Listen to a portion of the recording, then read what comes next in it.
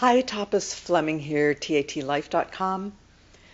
I had a guy come to me as a client and ask me to do TAT with him and then his bride-to-be and her mother and her sister.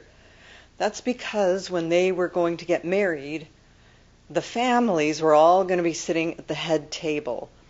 And the bride-to-be's family hadn't sat together for a long, long time.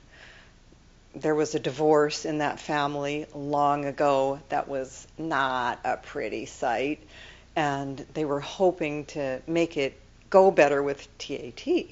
So they invited me to the wedding. I went, and all of those people who'd done TAT with me came up to me and said, "Oh my gosh, it was so great. We all sat together and it went so well. So glad we did the TAT."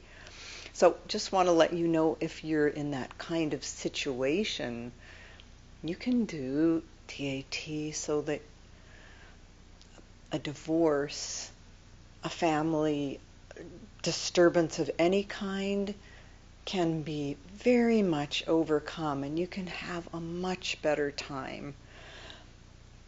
There was a study done by the CDC, Centers for Disease Control, and Kaiser, a health maintenance organization here in California, with over 17,000 people.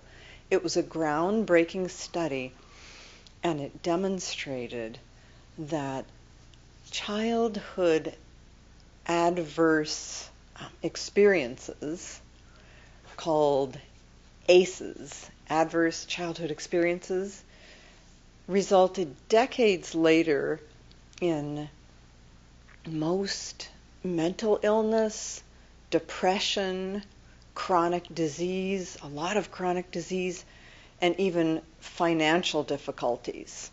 And they came up with a series of questions that identified the different, what they call ACEs, for adverse childhood experiences, and one of the big ones is divorce.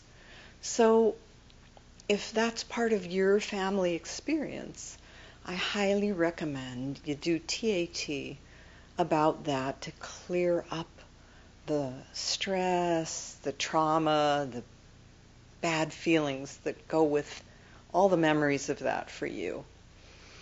Okay, thanks for listening, and see you next time.